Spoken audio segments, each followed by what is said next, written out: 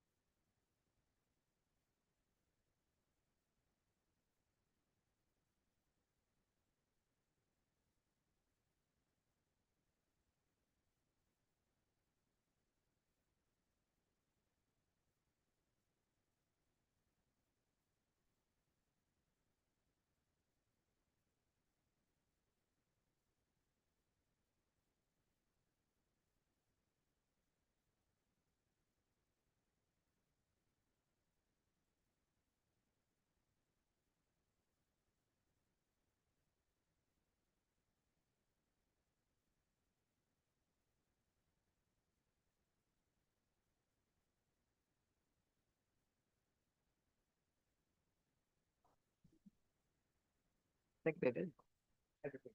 Now I'll just invite Councillor Forder to read our land acknowledgement. Thank you, Mr. Mayor. We would like to begin by acknowledging with respect that we are meeting on the traditional lands and treaty territory of the Saugeen Ojibwe Nation, which includes the Chippewas of Nawash unceded First Nation and the Chippewas of Saugeen First Nation. We also recognize the Métis, whose ancestors shared this land and these waters. We extend our gratitude to all Anishinaabe and Métis people and their descendants, past, present, and future, who continue to care for and inhabit these lands and tend these waters. Now I'll just ask you to join me in a moment of silent reflection on our business today.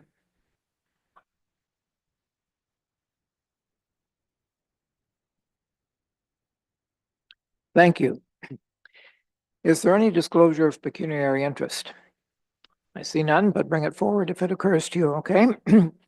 Announcements around the horseshoe. Nobody has an announcement around the horseshoe. You always have an announcement, Deputy Mayor. Good afternoon, Mr. Mayor and everyone, and it's wonderful to see a full audience today. And yes, there's always something going on in Meaford. And council is well aware of this, but I just wanted to bring to the public's attention that we are going to be celebrating something really important one day next week, whenever we get the day tied down, for the ribbon cutting ceremony at Bridges 21 and 22 out in Bognor. This council's been working on getting these bridges replaced and reopened for 9 years. So this is quite an achievement that we're really proud of. And as soon as we have that date tied down, we will see that announced. And we're looking forward to having council present and our CAO and a number of the neighbors out in that area. So TBD. Thank you. CAO Everett, is there any contribution from your side of the horseshoe? Okay, well then I've got one more very pleasant duty. As you know, we have been honoring local businesses with the assistance of Jessica Kenyon, our business liaison. And I want to offer congratulations today to the neighboring Grandma Lambs and Ardell's Animal Hospital on their well-deserved business recognition. Both businesses have long been cornerstones of our community, demonstrating exceptional dedication, service, and commitment to excellence. Grandma Lamb's has become a cherished local staple known for its warm hospitality and homemade offerings, while Ardell's Animal Hospital continues to provide compassionate, expert care to pets and their families. Their recognition is a testament to the meaningful impact they've made in the lives of so many, and we celebrate their continued success and contributions. And now we'll move on to public participation. Members of the public are always encouraged to provide council with their comments and questions. Presentations must be prearranged with legislative services before the agenda is released and are limited to 10 minutes in time. If a member of the public wishes to make a deputation on items on the council agenda or to ask a public question of council, they may do so either in person at the council chambers or remotely via Zoom. Members of the public wishing to make a deputation or to ask a public question must register in advance with legislative services by 10 in the morning on the day of the meeting. And you do that by contacting our clerk. It's clerk@meaford.ca, or you can call 519-538-1060, extension 1100. An email with access information will be sent to those who register for remote participation. Deputations are limited to 5 minutes and public questions to 2 minutes. And a reminder, the public can watch this meeting live via the Municipality of Meaford's YouTube channel, www.meaford.ca/YouTube.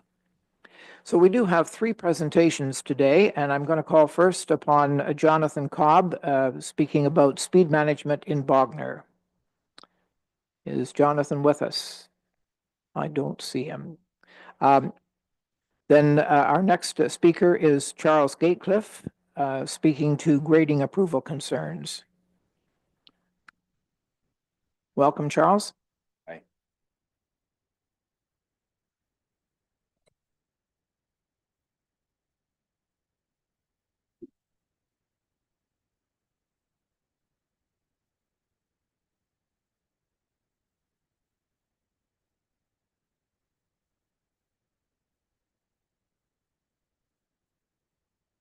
I prepared this deputation for you guys today. Good afternoon, members of council. My name is Charles Gatecliff, owner of Burger Chief and a resident of Meaford. Appreciate the opportunity to speak with you today regarding ongoing issues I have experienced with the billing department and its operations. These issues have caused significant delays, confusion, and frustration, not only for myself, but for other property owners trying to move projects forward in Meaford. Firstly, I would like to address misleading statements made by Chief Building Official in official correspondence. I was informed that we decided to build something else, suggesting that we had deviated entirely from the approved plans. That is categorically untrue. The only adjustment made was the placement of the swale, a minor change, not a structural deviation. Furthermore, I have documentation proving that the erosion is fully permitted under section 4.4.2 of the zoning bylaw. If it is permitted for 124 Aiken Street, it should logically be permitted for 134 Aiken Street as well. This kind of misleading statement creates unnecessary barriers and unfair obstacles. Secondly, there have been complete lack of clear direction regarding the inspection and acceptance of the swale. During the March 27th inspection, the inspector arrived unprepared and without proper measuring tools necessary to conduct a thorough assessment. Despite this, a report was still filed, creating confusion about what exactly needs to be corrected. To date, I have not received any specific guidelines or direction on how the swale should be adjusted or corrected if it is not going to be accepted as is. I'm not looking to draft legal letters or engage in unnecessary legal costs. I'm simply asking for clear professional guidance so I can bring the property up to standard. Additionally, I would like to address the matter of a soakaway pit. My engineering plan, which is certified by Tatham Engineering, clearly outlines the construction specifications of a soakaway pit. Despite this, I received correspondence from the CAO requesting that I reconfirm the soakaway pit was installed as proposed. I find this request highly confusing given that it was already confirmed by a professional engineer. If professionally certified engineering plans are not respected or acknowledged, it raises concerns about the processes within the building department. At this stage, my hope is simply for fair, transparent, and consistent treatment. I am committed to resolving these matters professionally and respectfully. All I am asking is for an even playing field where the standards applied to me are consistent with those applied to others in the community. Meaford's local economy thrives when small businesses and developers are supported, not hindered. The current handling of inspections approvals creates barriers to growth, directly impacting economic development and community confidence. As a business owner, I have experienced these challenges firsthand, and I am not alone in this. Many other developers and property owners have shared similar frustrations with me.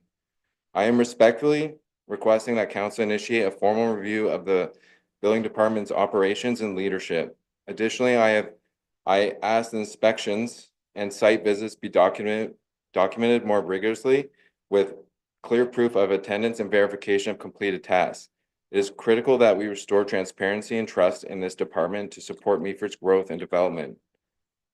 I appreciate your time and for all these matters. And I did bring some pictures. So just so we're on the understanding, the inspection took place, and this was the only concern, which I have an email communication that it's been waived. So this is acceptable. And the only issue now is on the other side of the property between the two houses. Thank you. And the inspector didn't even walk over here. So her main concern was on this side of the house. She didn't even walk over onto the other side, where she, in an email in her report, says that she inspected that swale. In an email from Sean, the CAO, plans have not been submitted. And I also have documentation that a cloud permit confirmation email was sent to me that he did receive. They did receive the as-is constructed engineering plan that my team created by Tatham Engineering, a well-respected local vendor from, I believe, Collingwood. She also sent me an email. Hi, Charles. Andrew, sorry. Their manager and her, my engineer I hired, are discussing this with senior staff. We'll let you know what we discuss. We have not dealt with this before in Meaford or any other municipality. I have a certified engineered plan, and we're not really sure why it's not being accepted. And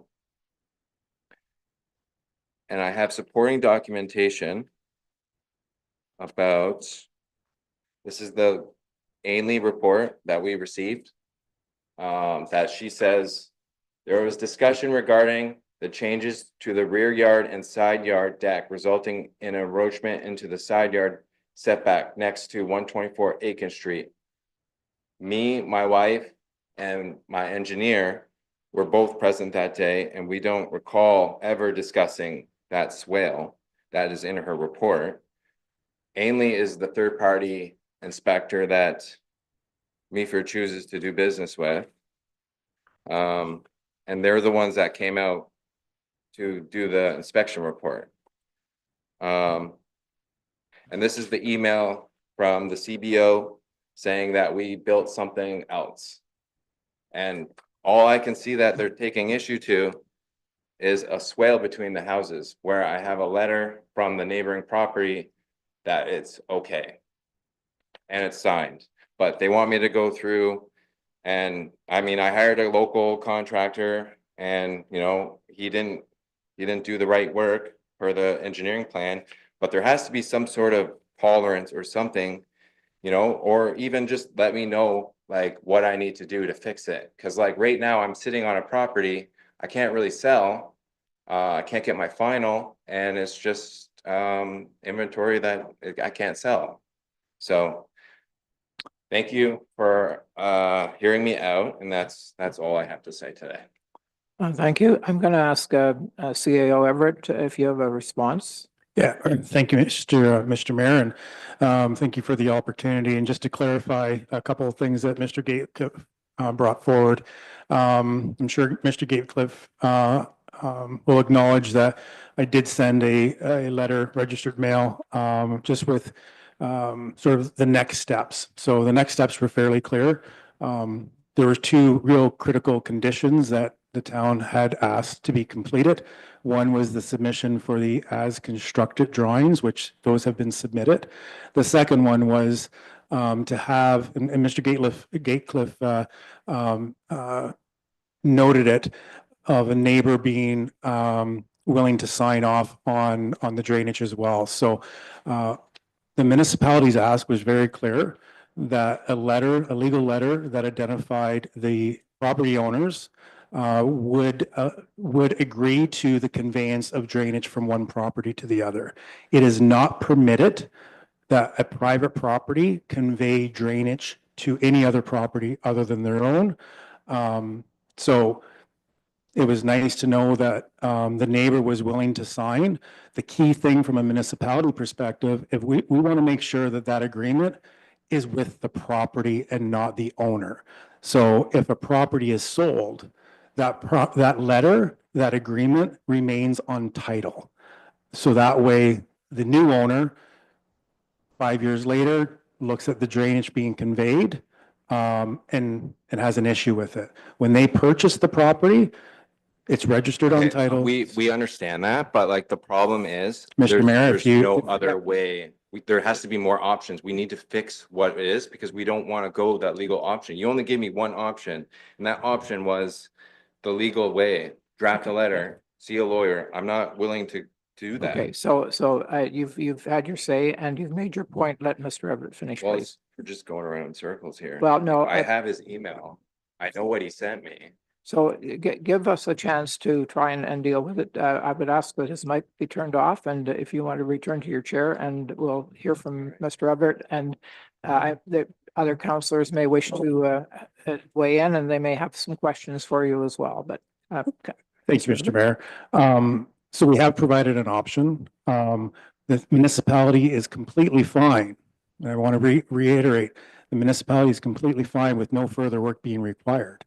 The municipality is willing to accept the drainage, understanding that when the road does get reconstructed to a full urban standard, the municipality owns the right to change the way things are today on our property. Maybe a retaining wall that has been yet to determine, because at the end of the day, the approved for construction drawings are different from the as constructed. And there's a number of reasons why. The municipality has shown goodwill in being able to say, you know what, we can live with what's there right now. But it was even brought to our attention by Mr. Gatecliff that the owner, the adjacent landowner, was willing to agree to the conveyance of drainage. We're not making these rules up. These are rules that are in place. We want to make sure that the town right of way, we want to be crystal clear that when that road gets urbanized, we can do the work that we need to, because ultimately many of these situations over the course of ownerships, people forget where the property line, private property line is and where the municipal right of way starts. So having it on title with the neighbor is absolutely critical. It's not uncommon for municipalities to request that. A municipality requiring documents on title is not a new concept. So I would say the last piece is by being able to clean up that second conditions, we're quite excited about just being able to close this file. And making sure that future owners of those properties are fully understanding that they may receive drainage from the adjacent property. And then that way the municipality doesn't get pulled into litigation where they don't need to be pulled into. So with that, Mr. Mayor, I appreciate the indulgence to provide the staff's perspective. Thank you. Do you have a question, Deputy Mayor?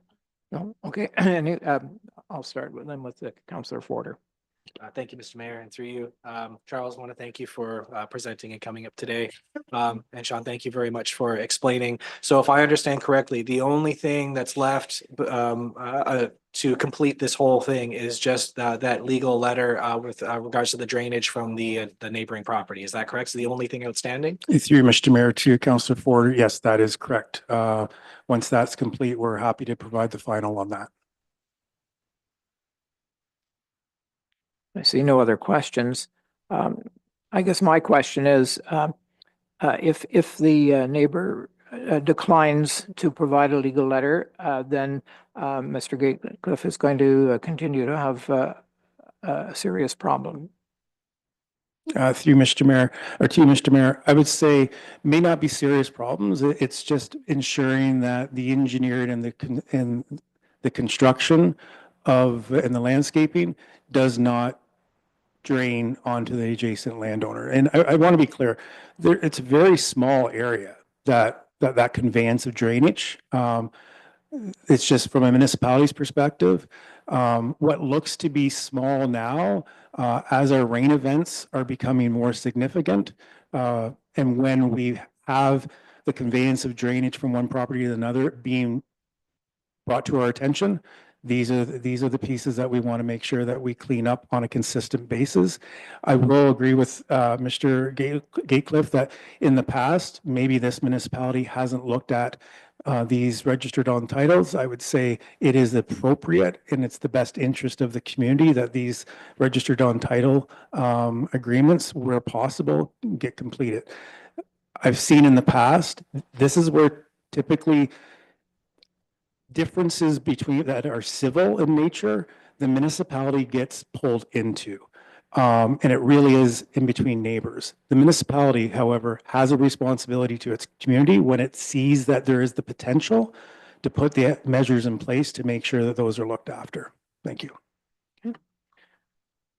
I just might suggest it might be possible that Mr. Gatecliff could perhaps compensate his neighbor for supplying the letter. And I'm going to move on to the next item. I'm sorry, this is not a discussion. You've had 10 minutes to present and we've heard your presentation and we're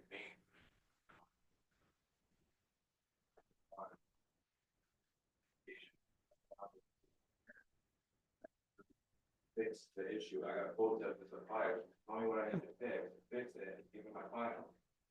You're not gonna accept my as-is plan that I had engineer draft up for me. So like, I need direction. Like, what do I need to do? Can you help there, Sean? Thanks. Yes, happy to do through Mr. Mayor. So understanding that Mr. Gatecliff doesn't want to clear the second condition, then we can go back. I did have a discussion with Mr. Gatecliff's engineer late last week. We can entertain going back and working with that engineering firm to come up with a satisfactory option to limit the conveyance of that drainage from one property to the other. Thank you very much. The next presentation, I'm going to call on Kimberly Rogers, and this is about Christmas on the Bay. Welcome, Kimberly. Well, thank you for having me. Mayor Kettner, Municipality of Meaford Council, CAO. And I want to pay attention to the Christmas on the Bay directors that are here, including Bill back there, the ones online, and the committee and the volunteers. We're here. I want to talk a little bit about the history and get into the slide presentation. 5 years of planning, and this is going to be our fourth market. When the BIA closed and Meaford did not take on events, we became a not-for-profit. It's been a journey. We've moved far beyond an event. We're a movement. 22,000 attendees over 3 years, 2,000 hours of volunteer time in 2024 alone. 75 performers with disabilities, 300 people in an audience to watch, participate, love, and applaud the spirit of inclusion performers. We're an extension of tourism, economic development, and all things Meaford. I'm going to go, Scott graciously does this slide presentation for me, and I of course go off script, so I'll try not to. But we're going to go through this fairly quickly because I want to get to the memorandum of understanding. So to begin with, these are the sponsors. We have 30 plus sponsors, 25 community partners to date, and that was in 2024. In addition to that, in addition to our sponsors, we partner with 28 community groups and organizations to bring Christmas on the Bay to life, including an extensive program done by our hometown library. Some of the numbers, I'm not going to read them all, but if you read through them, it really equals return visits and tourism, which equals economic development and drive.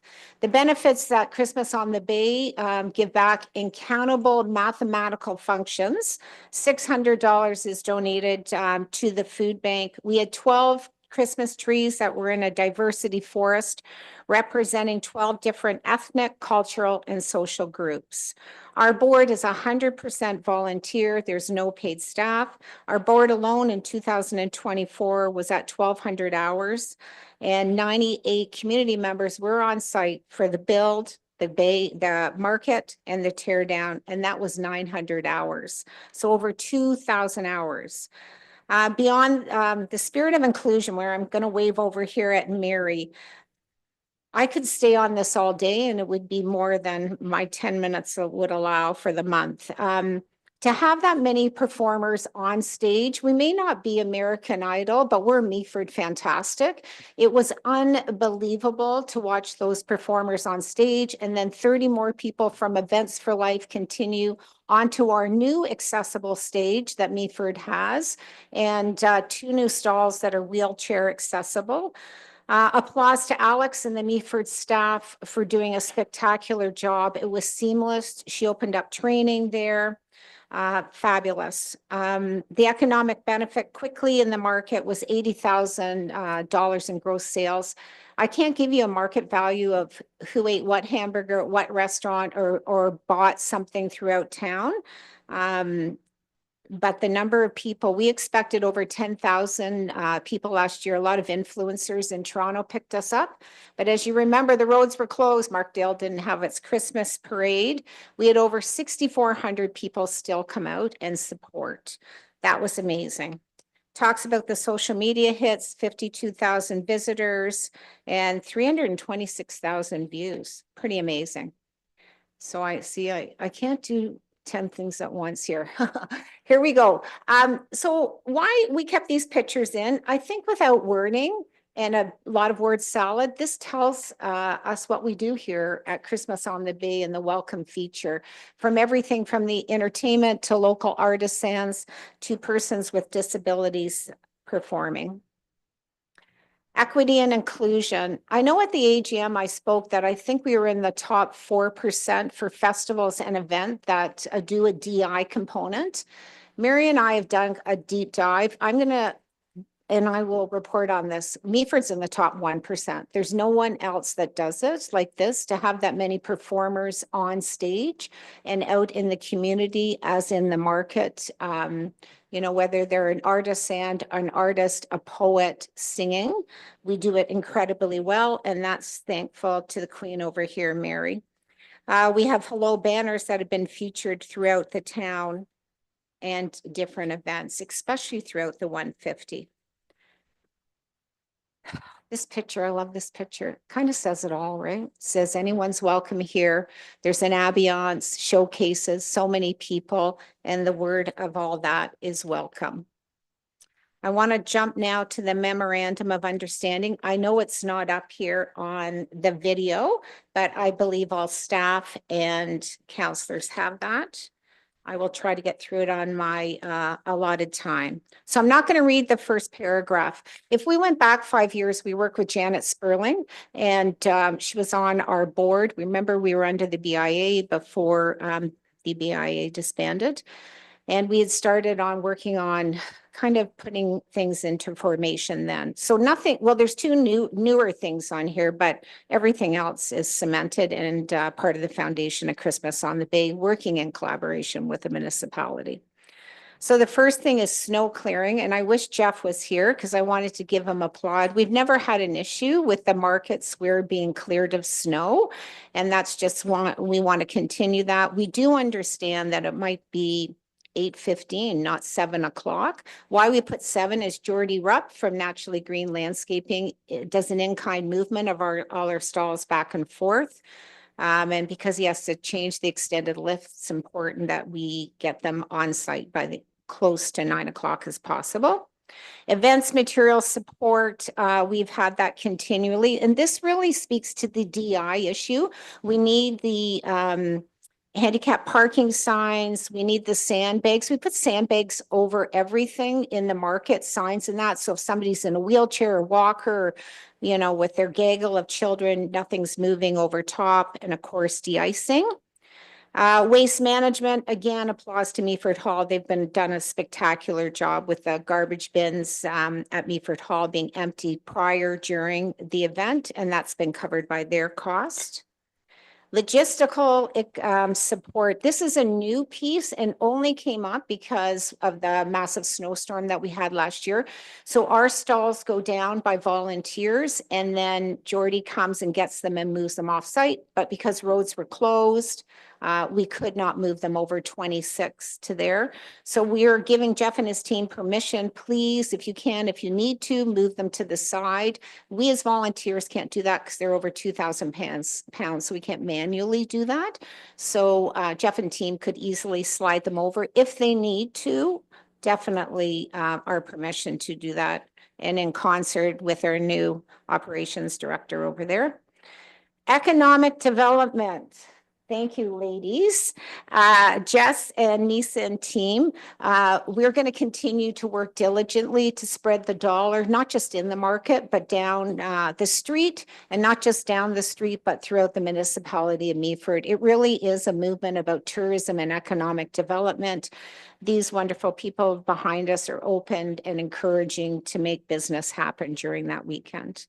Sign variance, you will get an application through Donnie Hillier about the sign variance. We're asking that the beautiful, wonderful COTB letters go up the week before. And we love them on 24/7, but we understand that there's restriction on that.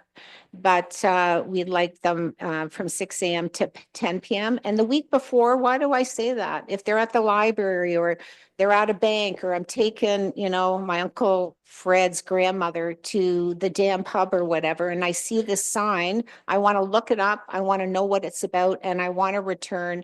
I want to not just go to the market, but spend time in there. So I think as much lighting that we can do with Christmas on the Bay and attracting people in town for that weekend is fantastic. Number 7, it's a new ask, and it's 20% discount on the hall rental. I actually wanted to do more. That really speaks to why are we doing that? With the DEI concert, the spirit of inclusion, we want to make sure all 300 people that are sitting in that audience, all performers, whether they have caregivers, parents, relatives that want to come and see it, that there's no barrier about cost. Christmas on the Bay raises all the money. We have grants and sponsorship and personal donations. There's no paid staff. There's no constant money that's coming in. And if we need more explanation on that, Ron's here, our favorite bean counter, and he can help out with that. Electrical usage, we've never been charged. We run on a lot of generators, but we still draw some hydro costs. We would appreciate that still being covered. Last year, because of the snowstorm, we actually had one of our directors, the snow came off the roof and hit one of our directors because we used the side entrance back and forth. We would like to continue to use that. We will lean into the expertise that's provided at the Meaford Hall, whether that patio access will still be allowed for us, for people getting in with mobility issues. It's super important that it remains open. We understand as a board that it may not remain open because of the weather. Christmas on the Bay, I would love to say we have the money to build a pergola or something, but at this time we don't. So we would like that to continue that access. Street banners. So 4 years ago, we had the street banners done. We had 14 in total. 5 went up last year. And then 9 have been misplaced, got up, wandered off. So we're just asking if they can be rescued or replaced. That would be awesome. Number 11, it really talks to NISA. So I want to congratulate the council and the municipality and staff for recognizing the need for events and organizations. I think there's over 41 of us for organization within the municipality of Meaford to say that we need a point person. We are so appreciative of that, of Nisa just asking, and she'll go and be able to say, I don't know, but I'll get back to you with an answer, whether it's Holly, Jeff, whoever needs to be. Point person, Nisa's covering that off. We've already begun to talk about collaboration on the tree lighting for that. Jess and Nisa last year with the floral baskets. So you can imagine all the lights coming and the floral baskets being done. We attempted them year 1, and I'll leave it at that. It was an attempt. You don't want us coming to your house. And then the feature of Christmas on the Bay on the Meaford website carousel. I kind of wanted to end it on a personal note, and then we can do questions. It's about really fostering community pride and building a foundation together. But part of the personal thing is Vince and I arrived here 15 years ago, which I can hardly believe. And it was a drive from an event. Like I thought, how do we get to Meaford? We didn't know about Meaford. And it was a drive through an event. We stopped at the McDonald's. This wonderful teenage human was there. We're like, where can we live here? We'd like to live here. We'd like a cottage. He directed us down to the road that actually we ended up purchasing through one of the Knight families. Last night, I spent 15 minutes of looking at what one couple equals to how many touches. Within 15 minutes, I had over 100 touches. Things like we shop locally, we dine at the local restaurants, we use local services, we have jobs in Meaford, we invest in property, we've transferred property, we've attended farmers markets. 10 other family members have moved to this area over the last 10 years. That's a movement. And we feel like now with Christmas on the Bay, with Scarecrow Invasion, working in formation and foundation with the municipality, it's endless here for Meaford. And we thank you for your collaboration and working hard on this memorandum of understanding for us. Thank you. Thank you, Kimberly. Any questions for her? Deputy Mayor? Thank you, Mr. Mayor, and I just want to thank you, Kimberly, and I'm so glad that you have, is this all of your board or most of your board? Most of our board. So Ron Lampman's here, Donnie Hillier, who is the new Scott. Oh, Scott had to go. So I don't know if everyone knows Scott Gooch is moving to England. We may be chasing him down, but he's moving. Donnie Hillier is our new operations. We're thrilled to have him. He's a retired fire captain from Toronto. Mary Sullivan, of course, the queen of DI, whom I am honored to live with or live life with. Bill, wave over there. I know you're avoiding me. And unfortunately, my sister, Janice Height, who's on it, my mom's not well, so she's in mommy care today. Who else are we missing? Jen? Yeah, I think Jen's online and Jacqueline. Yeah.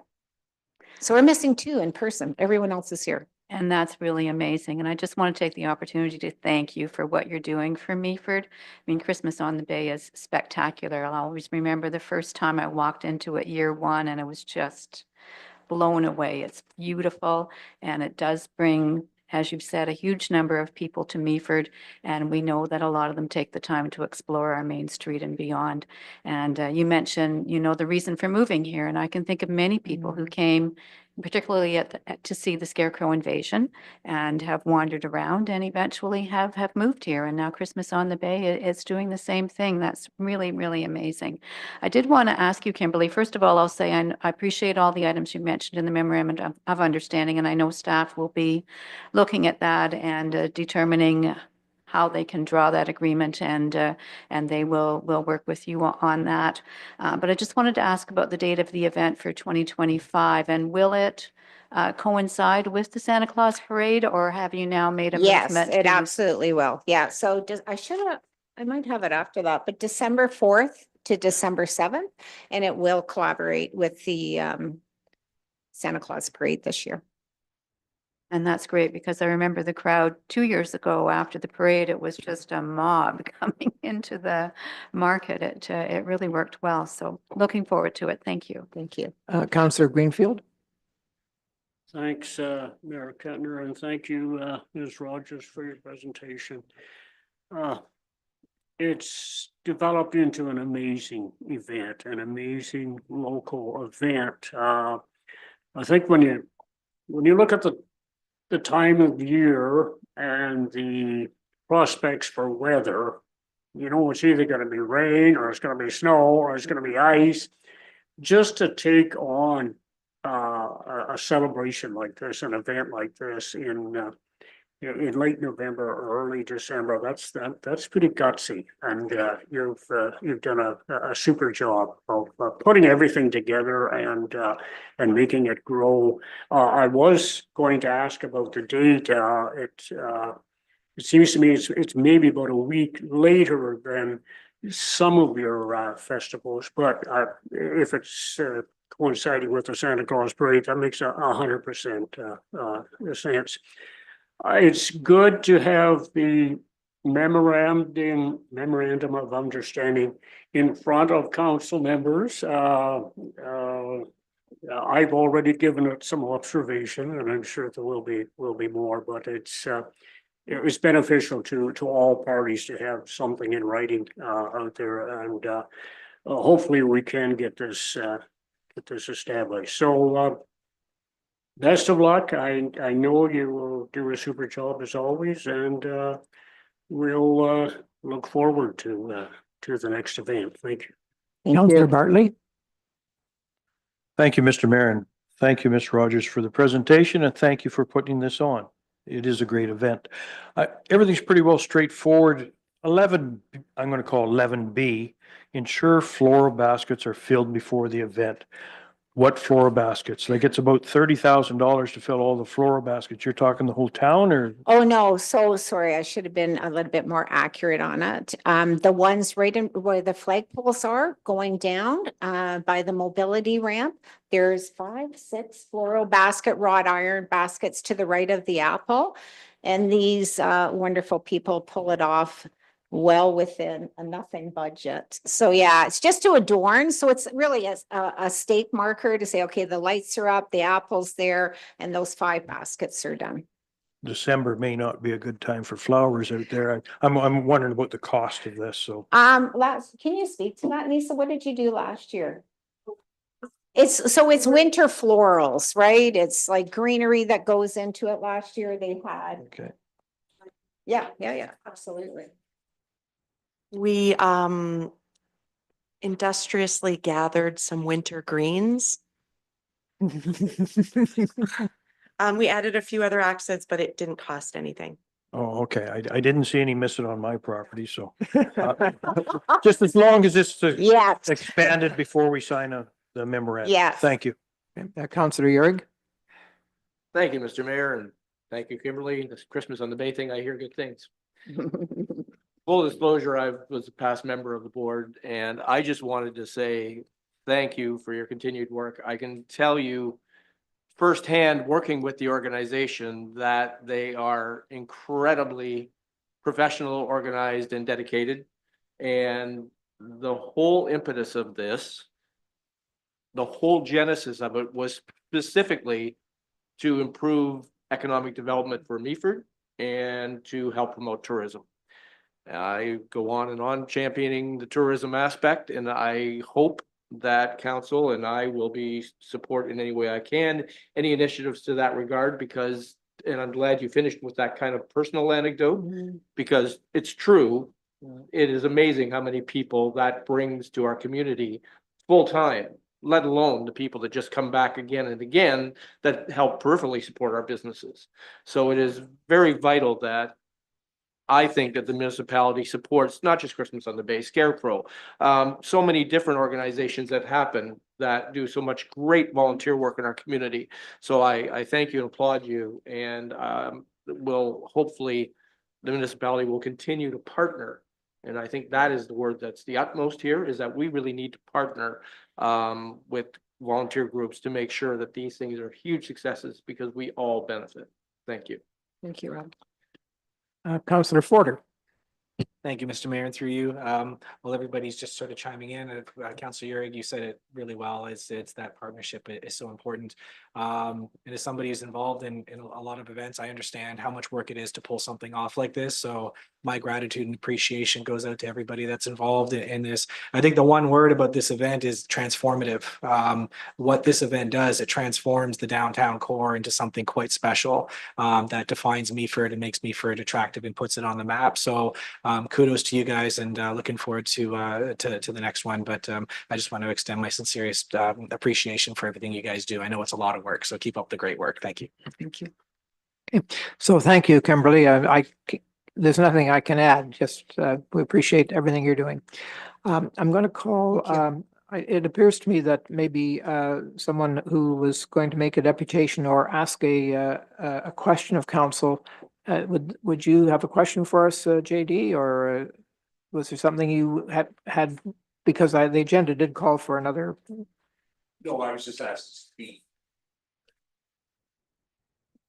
I was just asked to speak, make a comment on behalf of the idea of reinstating the BIA on behalf of the chamber. Now, then can we do that when we come to that event? Absolutely. Yes, okay. And so what I'm going to do now, I'm going to back up a little bit. We did honor a couple of our esteemed businesses earlier in the program, but I'm going to just leave the chair here for a moment, and along with Jessica, we have a presentation for Dave Lamb.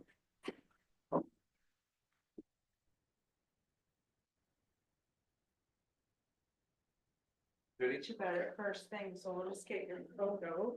Yeah, photos for us. Great.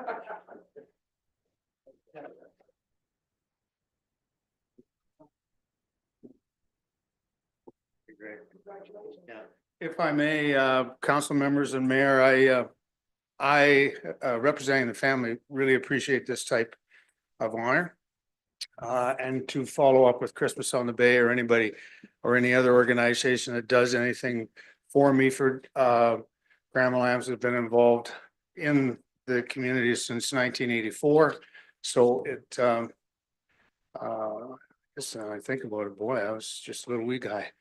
But anyway, I'd like to thank the council. I'd like to thank any other organization that brings people to town. It doesn't matter for what event, but every merchant along the main street or outside of the main street benefits from any kind of extra drive-through population. Anybody that visits Meaford will visit the downtown and any other obviously businesses around Meaford. So again, thanks very much for this honor on behalf of the family, and good luck with everything else this afternoon.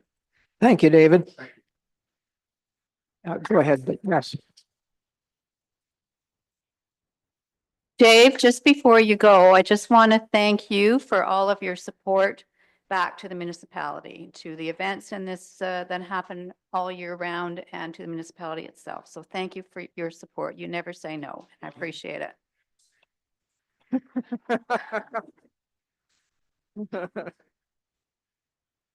Okay, I believe then we've finished with public questions. I'm going to move on to council inquiries. Sorry, go ahead. Sorry, Your Worship, I think it was mentioned that there was a deputation. Is that correct?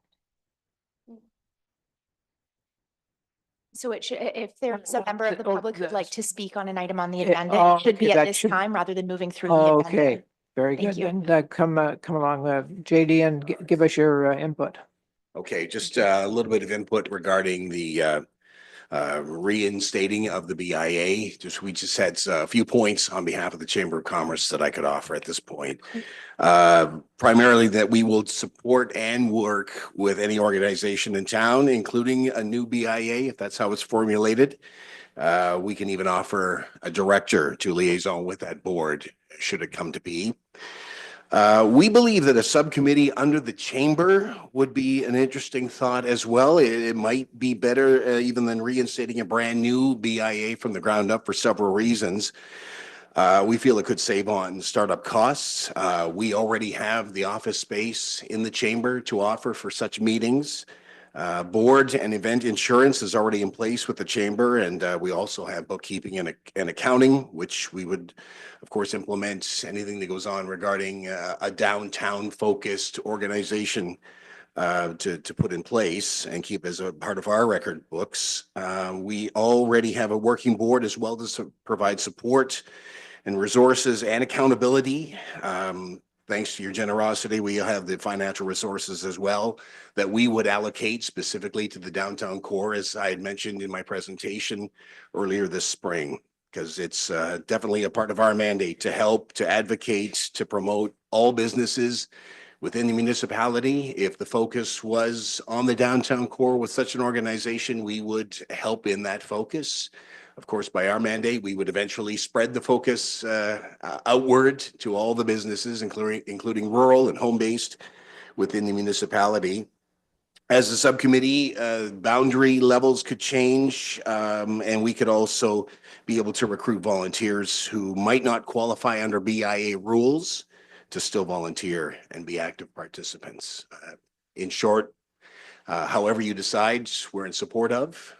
We would love to have a possibility of a subcommittee of the chamber be focused on such a project, as we had offered initially with Meaford Downtown in my presentation earlier as well.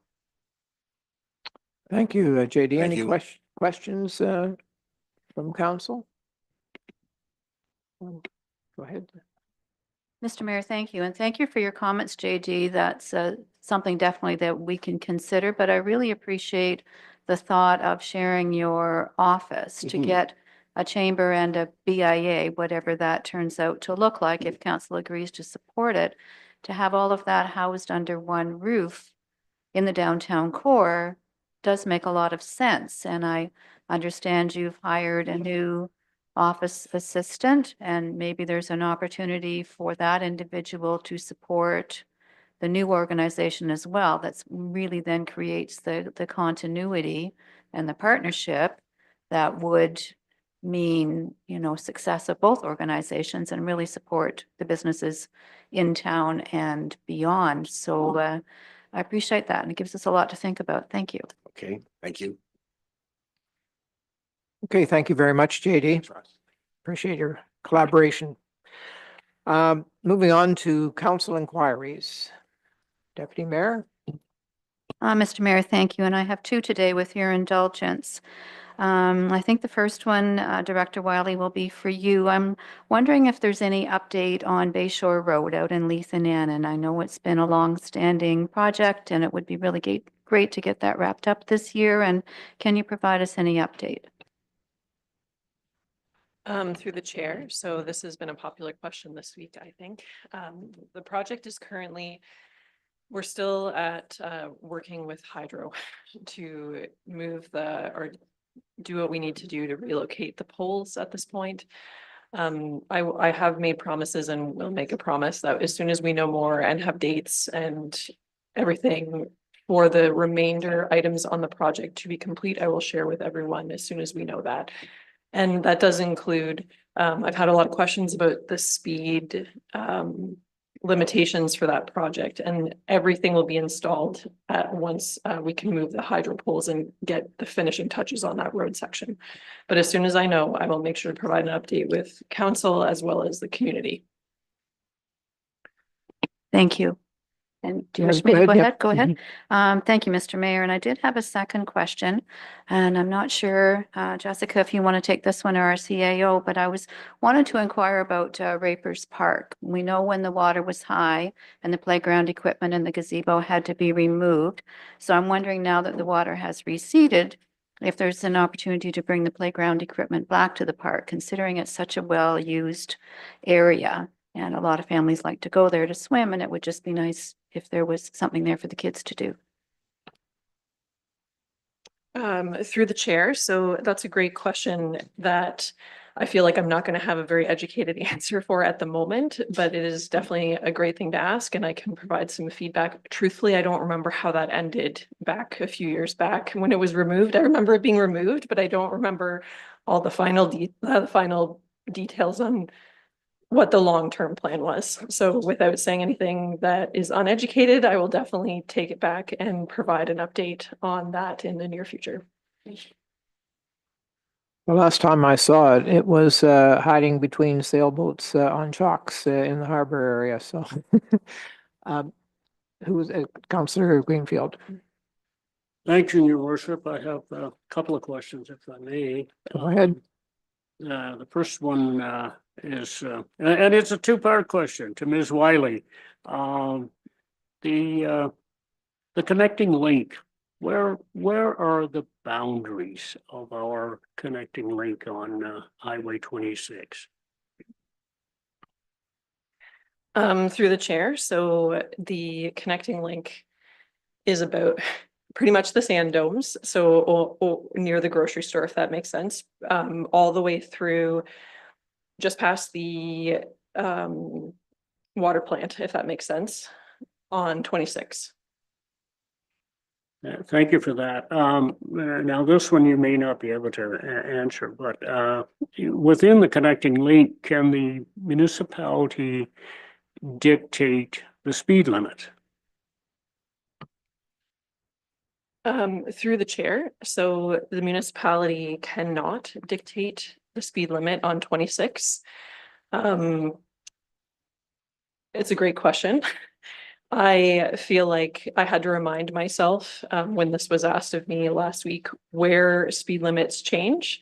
So right now, coming into town from Graham Lambs, if you will, the speed is 60. It drops to a 50 where the connecting link kicks in. So right in front of the sand dome, and continues through town to the water. That's a key for me, the water plant, but Ford Ave, if you will.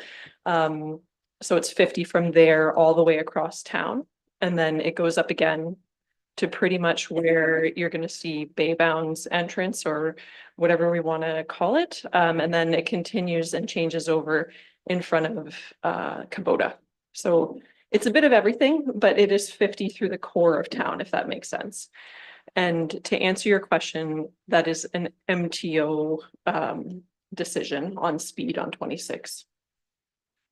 Okay, thank you. Thank you for that. If I may, Your Worship, to our CAO, Mr. Everett, for the last 3 or 4 months, we've been hearing about development charges and the federal government wanting to take away development charges, and Mr. Ford has kind of gone back and forth about taking away development charges.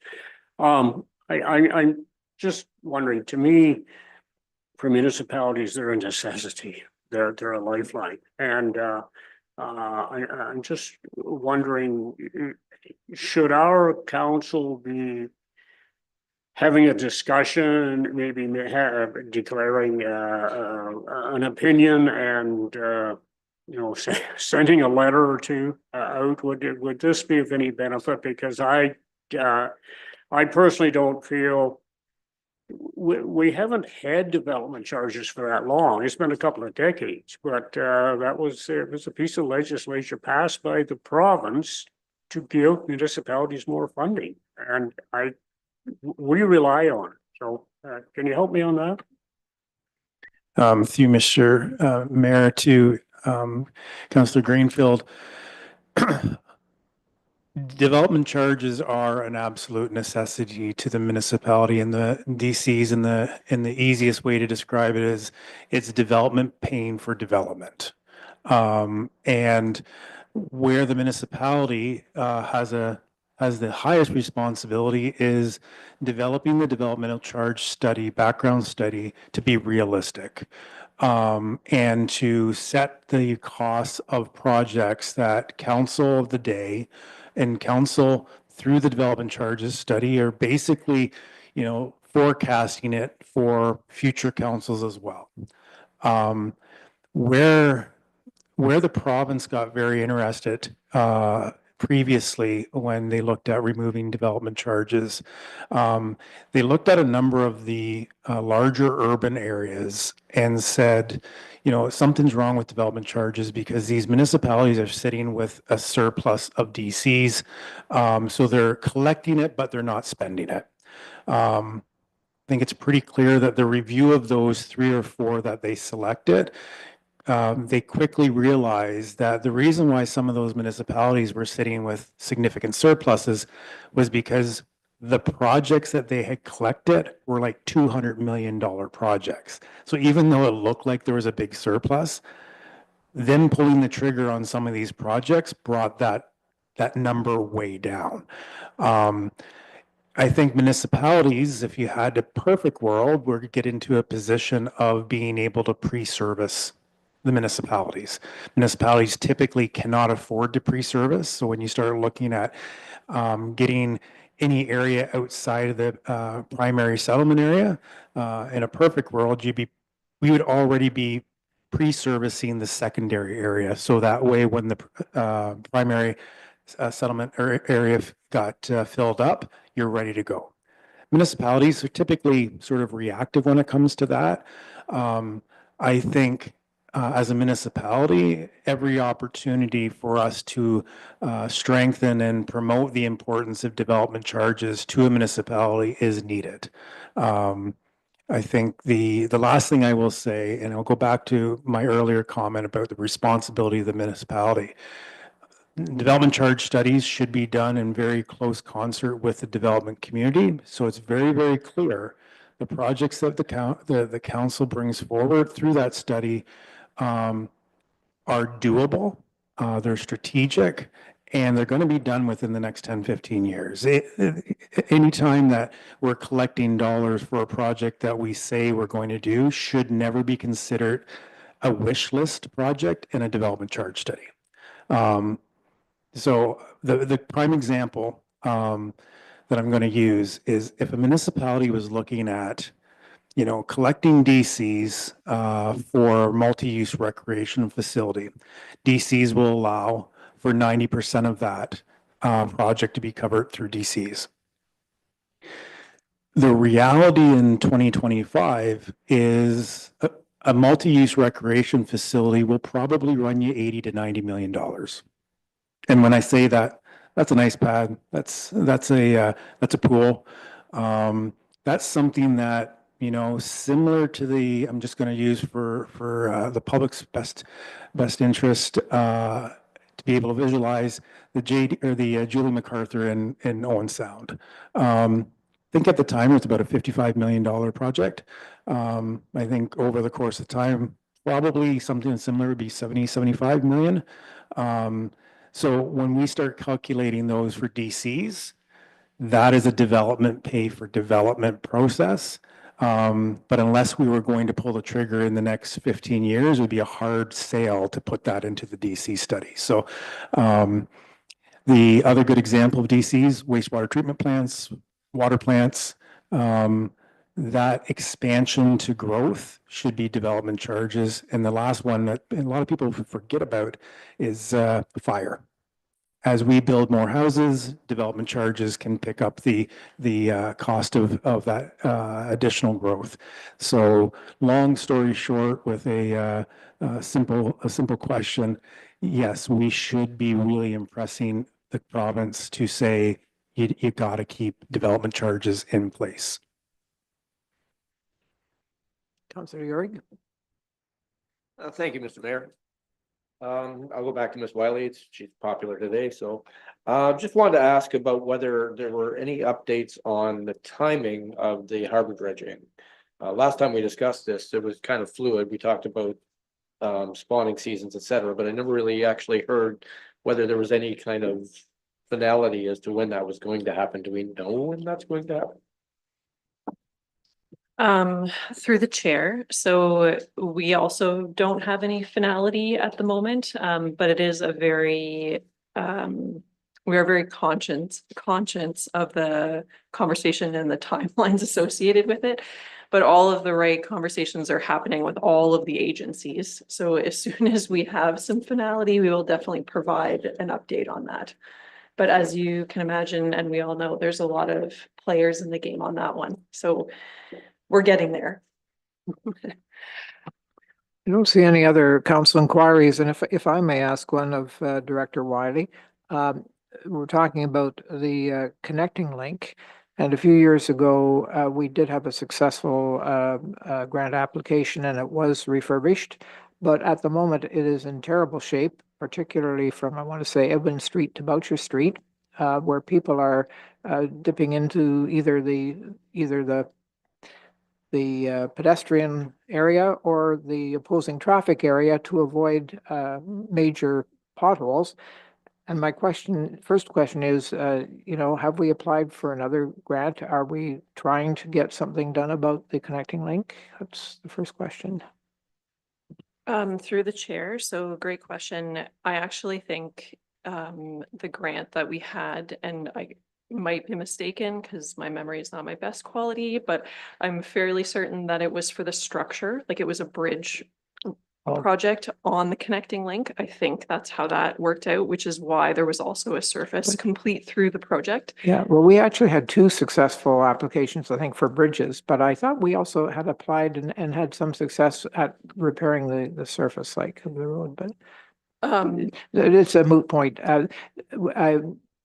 Are we taking any initiative to try and get this problem fixed in that area?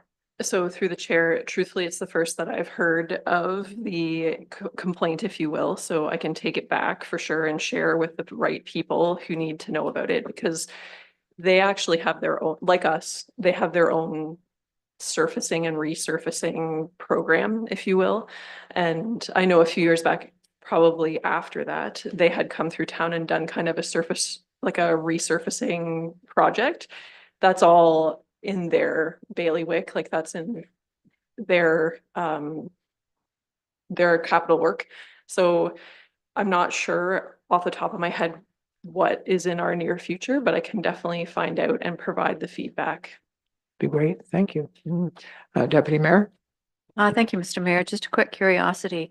As we talked about the connecting links and MTO setting that speed limit at 50, and it just occurred to me in our master transportation plan, there was a recommendation, which we have not discussed at this point, but of lowering the speed limit across the urban area to 40 kilometers an hour. So for argument's sake, if we discuss that and we agree to do that, would the connecting link then still be at 50, or could we appeal to the MTO to lower it to 40? Through the chair. So I feel like the master, or the transportation master plan, excuse me, was addressing municipal roads. Like we have no ability to lower speed limits on county roads or provincial highways. So I think what was my understanding would be that we would be looking at anything to do with our road network and would have no say over, could it be something for them to think about? I suppose it could be, but I feel like looking at 40 would be specifically for our road network and wouldn't include the county or the MTO. Don't see any more council questions, so we'll move along to the consent agenda. Items, there's only one item, so we just are going to deal with it. The recommendation is, be it resolved that bylaw 2025-27, being a bylaw to adopt a recreation fund policy, be taken as read a first, second, and third time and finally passed. Can I have a mover and seconder for this? Councillor Forder and Councillor Bartley. Thank you. Any discussion? I think we discussed this at length the last meeting. All in favor of the motion? And that is carried. Thank you very much. Now we've got a number of items on for consideration. And the first, the recommendation is that Council of the Municipality of Meaford 1 approve a grant in the amount of $15,000 at 88 Syke Street in accordance with the Community Improvement Plan. 2, approve loans in the amount of $35,000 at 88 Syke Street in accordance with the Community Improvement Plan. And 3, authorize the treasurer to transfer $15,000 from the Community Improvement Plan reserve to fund this award. A mover and a seconder? Deputy Mayor and Councillor Euring. Any discussion on this? Councillor Greenfield. Thank you, Your Worship. A couple of meetings ago, I asked about accessibility pertaining to this grant and loan, and I don't think I ever got much a very decisive answer about the interest rate, about whether it could be made accessible by supplying a ramp as opposed to a step, which is currently there. If that is still the case, if this storefront will not be accessible, I'm not in favor of voting in favor. Okay, I can perhaps just add that I took a look at it myself after the discussion at the last meeting. I took a look at it, and that step actually is not at the door. It is right at the sidewalk. I don't know if that makes any difference to you. Like there may be an, it is. How many other stores have a step there? Do we know? Because I have. Okay. Anyway, any other discussion? I'm going to call the vote. All in favor? And that is carried, noting that Councillor Greenfield is not in favor. Thank you. The second item here, the recommendation is be it resolved that bylaw 2025-28, being a bylaw to establish the Heritage Advisory Committee, be taken as read a first, second, and third time and finally passed. A mover and a seconder for this, Councillor Forder and Councillor Greenfield. Any discussion? All in favor? And that is carried. Thank you. Item 3, the recommendation is, excuse me, be it resolved that bylaw 2025-29, being a bylaw to appoint a seasonal municipal law enforcement officer, be taken as read a first, second, and third time and finally passed. It's moved by Councillor Greenfield and seconded by Deputy Mayor Keaveney.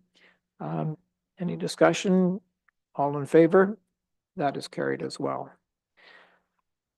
And the fourth item, the recommendation is be it resolved that bylaw 2025-30, being a bylaw to appoint a compliance dispatch municipal law enforcement officer, be taken as read a first, second, and third time and finally passed. A mover and seconder for that motion, Councillor Bell and Councillor Uhrig. Any discussion on this one? All in favor? Oh, I beg your pardon. Go ahead there. I apologize, Mr. Mayor. Just a quick question. I'm just curious to know with these two hires, if this gives us a full complement in the bylaw department. Thank you, Mr. Mayor, to Deputy Mayor Keaveney. There is still one vacant position that remains in that department after these two are appointed. Those recruiting processes, I believe there's been 2 recruiting and have been unsuccessful. So there is one remaining. Councillor Greenfield. Thank you, Your Worship, and through you to well, I see Ms. Wilton Seagal had her assistance needed with this. What is the difference between a municipal law enforcement officer and a compliance/dispatch municipal? How can you get that all in one name tag? Can you help? Thank you for the question through Mayor Kettner. I am not sure about the specifics of the name tag, but the bylaws are designed based on the job description titles, is my understanding. So this is very specific in the Municipal Enforcement Division, how that's managed. So the actual title of the job role is the Compliance Dispatch Municipal Law Enforcement Officer, and that's the title that we put in the appointment bylaw. So if I may, are there some specific duties that normally wouldn't fall under a normal municipal law enforcement officer? Through you, Mr. Mayor, just to help and to Councillor Greenfield. So the MOLEO is an officer that is on the ground, boots on the ground. The dispatcher is essentially a tabletop. It's the one that's receiving the information and dispatching the officers, also doing a lot of the administration piece. Are we ready to vote? All in favor? And that is carried unanimously. And a final recommendation that Council of the Municipality of Meaford, one, support the award of RFT F18 2025-10 Euphrasia St. Vincent Township Line culvert replacement to EC King Contracting, a division of Miller Paving Limited, and two, approve the Municipality of Meaford's portion of $550,668.57, including the non-refundable allocation of HST. A mover and a seconder for this, Councillor Forder and Councillor Greenfield. Any discussion on this one? Deputy Mayor? Thank you, Mr. Mayor. And I'm just a little bit curious on this one because we understand that Grey Highlands will be overseeing the project. So is there language in the memorandum of understanding or the boundary agreement between us that if they have different standards than we do, that we just accept that, you know, their standards are fine for this project, or are our standards the same, or just what does that look like?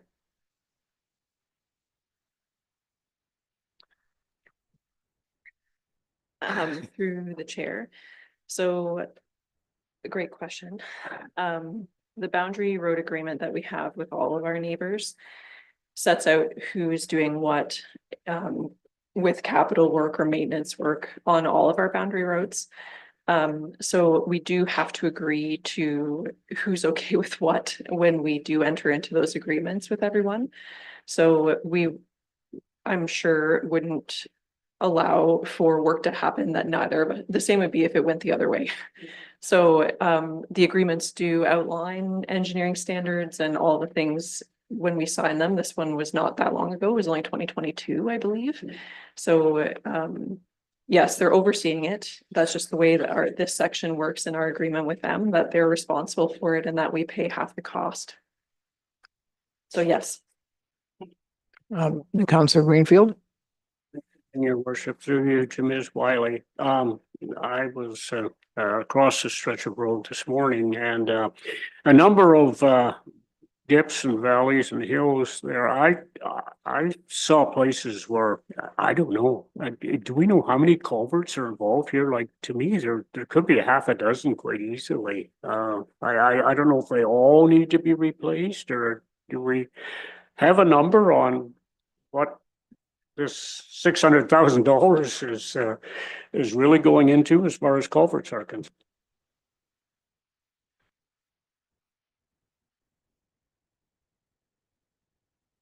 You're asking a question, or do you have an answer for that at all, or no? Just give us a second then, okay?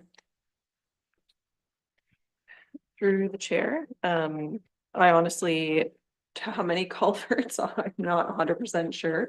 I mean, we can. I thought it said 4. This was actually something that went through with their capital program for last year. And because of the depth of them, the cost came in too high, which is why they were separated out and done a second time. So I can get the information for you for sure.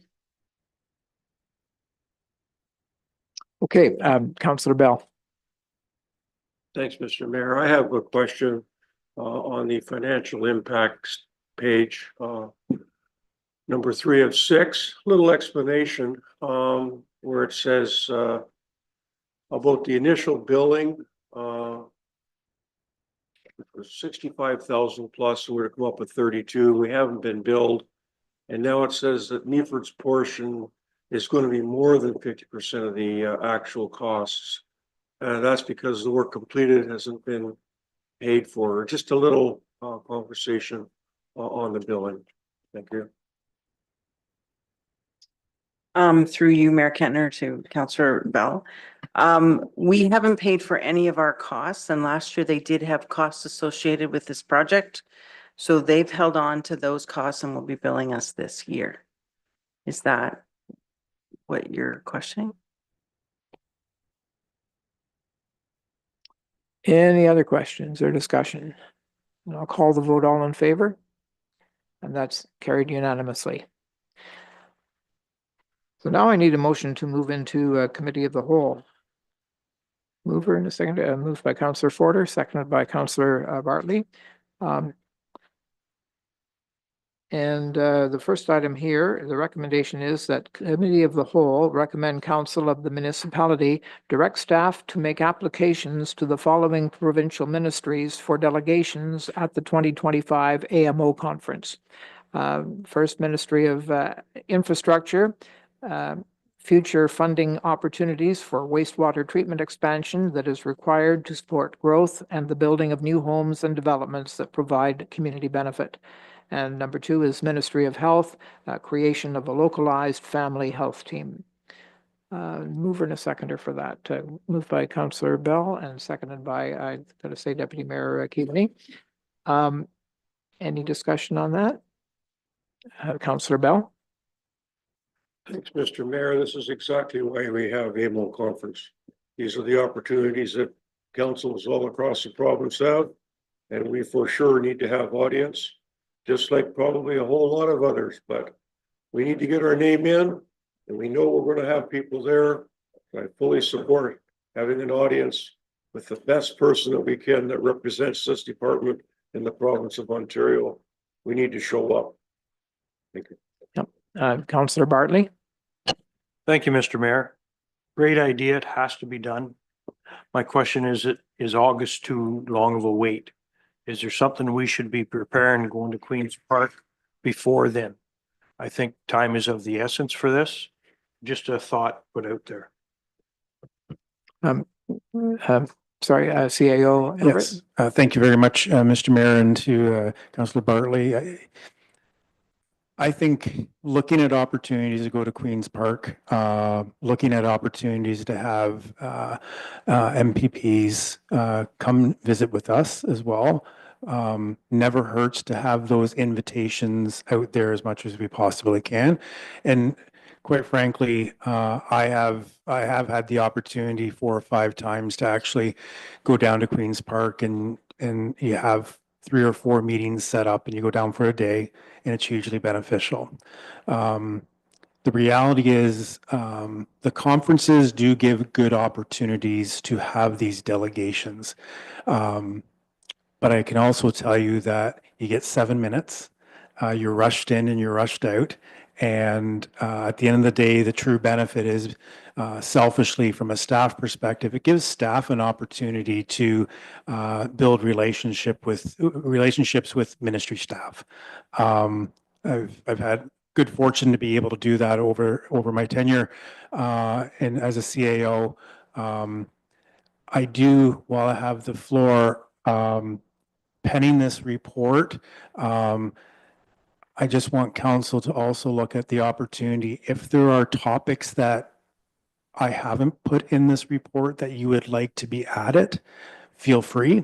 I typically, the applications I assume will be coming out in the next probably 2 weeks for AMO. I typically do these submissions, typically have been very, very successful getting the delegation requests. And I think it's really important that council has that opportunity to, if there are things that you want to see being applied for delegation, this is a great opportunity. So, but to Councillor Bartley's point, yes, making those requests are something that I think is worthwhile 2 or 3 times a year. And even if you get that request once a year, you still begin to have a presence down at Queen's Park. Sure, go ahead. Thank you, Mr. Mayor. Yeah, just to follow up, I think AMO should be done. 15 months ago at Roma, we had a delegation for the same thing, sewage treatment plant. If I recall, we were number 26 in the list to ask the same question. We had 7 minutes. I think we had a good meeting, but I think they looked awful bored after 26. We were number 26. I think we should try to do one at Queen's Park before AMO. Still do AMO. I just wondering if that is a good idea or not. And I think you do think it's a good idea. And I really hope we push for that. And we have our MP or MPP, everybody there. I think we should do that. I think it's the utmost important, and August might be too late. Thank you. Deputy Mayor? Thank you, Mr. Mayor, and thank you, Councillor Bartley, for making that suggestion. I fully support that. And I like the CIO's suggestion as well, that we make ourselves known at Queen's Park. So I'm all in for that. I'd like to make a couple of suggestions, if I may, for council's consideration and yours as well, CIO Everett. The MTO, we're all aware, I think that there are a lot of struggles with getting those entrance permits. So I'd like us to consider that one. And my next one is maybe a bit of a wild and crazy idea, but in my mind, as we just talked about development charges, I'd like to ask for the ministry's consideration in adding a component to that that would impact healthcare, because we know that with development brings new population into the community. We know that for every 500 homes, that's a doctor, or maybe it's less than that. If a doctor's only taking 600 patients, maybe it's every 300 homes. So in my mind, there should be some responsibility placed back on the developers for healthcare to assist communities in attracting, recruiting, and retaining doctors and any ancillary services that are necessary to go along with that growth. So I just ask for people to consider that, and if there's any agreement with that, that we make that request. And my third one, and I don't know if this is possible or not, because we all again know the challenges with Ontario Hydro and whether there's any opportunity to bring that concern in front of the ministry, because we know there have been holdups. We just heard that with Bayshore Road, and we've been waiting for Hydro for what, a year or more, Jessica? Yeah, we've been waiting a long time. We've been waiting a long time, and we know that impacted Station 87, that they waited over a year as well. So those are my suggestions. Okay, I'm gonna note that. Any, would you like to respond to that? Thank you, Mr. Mayor. And just to confirm, just hearing the description that Deputy Mayor Keaveney identified. So the first one's easy. That would be a request for the MTO for that delegation regarding entrance permits and delays. I would suggest the funding for healthcare, that component would be a Ministry of Finance. And then the last one for hydro, I would say the best recommendation there would be Ministry of Infrastructure would be the one, and that's something that we could in fact tie into the first one. So they do allow in the applications to have up to 3 topics. So that the hydro one would be a second topic to that Ministry of Infrastructure. Okay, thank you.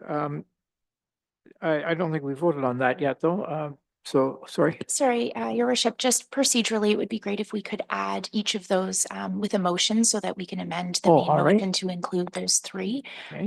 I would suggest probably we would vote individually on each of those in case that there is somebody feeling of not adding those, so take them separately. So each one of these to be dealt with separately as a separate motion, you Just so mean? that we can have a vote on each of them to make sure Okay. that the consensus is there for Okay, each of them. so basically, this is a motion to add MTO to the list for AMO delegations. Moved by yourself, seconded by Councillor Bell. Any further discussion of that? All in favor? That one is carried. The second one has to do with adding a healthcare component to DC charges. Mover and seconder. Yeah, it's your motion, you're moving it, and Councillor Greenfield seconding. All in favor of that one? That's unanimous. And adding hydro, which will come through the infrastructure department. Mover and seconder. Moved by yourself and seconded by Councillor Yuri. All in favor? So.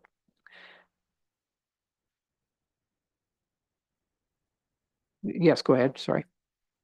Thank you, Mr. Mayor. It just occurred to me one more, that just the possibility whether or not there would be any intrinsic value, I don't know. We're obviously now getting more embroiled in the TCE conversations. I'm not sure, because we don't know what's coming down, whether or not there'd be any value for us meeting with the Minister of Energy, Mr. Lecce, to kind of clarification, partnership, progress, etc. It might be a worthwhile venture for us to engage in as well. Through Mr. Mayor, and to Councillor Yurg, I think it's a great opportunity. Ministry will definitely be there, and any opportunity to have that chat, I think would be beneficial. So I will have a motion from Councillor Urick, a seconder for that. Deputy Mayor, and this motion is to add Minister Lecce, Minister of Energy, to the list of delegations at AMO. Any further discussion? All in favor? And that is carried unanimously. Councillor Greenfield. Okay, Worship, it's just thinking if we do accomplish getting all these audiences, not going to be much time left for seminar attendance and other things. I'm not complaining because they're all very, very worthwhile, but I don't know. I guess first of all, we have to find out, can we get to see all these six different ministries, was it? Yeah, frankly, anyway, it's Divide and conquer. yeah. frankly, a meeting with Minister Lecce on the basis of a one-on-one with CAO Everett might be very timely and beneficial. It's just my thought. Through Mr. Mayor, and hate to do this because I agree, Councillor Greenfield, we're talking about a lot of deputations. That being said, I think we can manage if we were successful. One of the things I was toying with when I did this report is actually developing a policy for deputations at delegations at conferences, just so it's clear that, what are the expectations, and have council be able to weigh in, like, do all members who are there, do you want to be in that conference, or do you want to divide and conquer? So I've been in conferences where I haven't actually been able to get to any of the sessions because of all the delegations. So with that being said, Councillor, you're made me think about, when we talk about TC Energy, it might be also an opportunity to ask for a delegation request to the Ministry of Municipal Affairs and Housing to use our experience as a good subject to talk about, the gaps or what's going well, what's not going well with the Ministry of Municipal Affairs and Housing, because it's so tied to the planning piece. It might be a good opportunity. I've always had really, really good luck and really good relationships with Ministry of Municipal Affairs and Housing. It might be a really good fit to not only look at the energy side, but actually the process side of how a municipality is actually dealing with a project that is on federally owned land and outside of the Planning Act. So it might be a good opportunity, and thank you for making me twinge on that point. Councillor Greenfield. Sorry to prolong this, but on the subject of TC, and of course TC is with us very much in our municipality, and if indeed their project goes forward in the future, it's that company, that project is going to have a bearing on just about everything we've talked about here. The MTO, housing, healthcare, it spins off so hugely, and I'm just wondering aloud if our municipality could be at least approaching TC and saying, hey, look, would you be interested in playing any kind of a role in any kind of the delegation? So that's as far as I want to go on that. Just wondering if very possible they're going to be a very major player in the next few years in this municipality. Okay.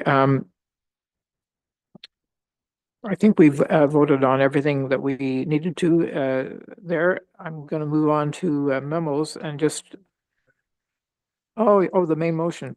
Right on. Okay, that's um, um, we've got a mover and seconder. It's on the floor. We just need to vote. All right, so we're accepting the entire recommendation, including these three additions that we made. All in favor? Carried. Thank you unanimously. So I just draw your attention to the memos. Does anyone have any questions on either B and C here, or does anyone on the other side of the horseshoe wish to comment? One is the delegated authority first quarter report, and the other is the CAO's memo on community benefits agreement bylaw. Councillor Greenfield. Thank you, your worship. Through you to Ms. Wilton Segal, the Meaford wastewater treatment plant contract assistant report. It says in one line, final amount is 146,000 and some change. And then down below, it says the total of quarter one is 146. So is this 146,000 indicative of 3 months payment, or is it the 12-month payment? If it's a 12-month, it's considerably below budget, and that's wonderful. But can you help me there? Thank you, through your worship. I'm going to just probably try to provide an overview. So this is reporting for something that was signed in Q1. This is actually a multi-year contract. So the first year for the final amount reflects this year. The budget is over 3 years, is my understanding. But if I need to be corrected, then I will refer to the treasurer.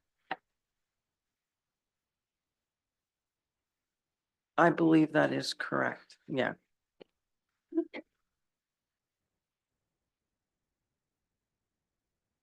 Okay, Councillor Forder. Thank you, Mr. Mayor. Just a quick one. So that may have answered my question, but because if it is a multi-year contract, is that why it was a single source procurement? Am I reading the chart accurately? Through you, Mayor Kentner, to Councillor Forder. This was it's for the consultants for the wastewater treatment plant.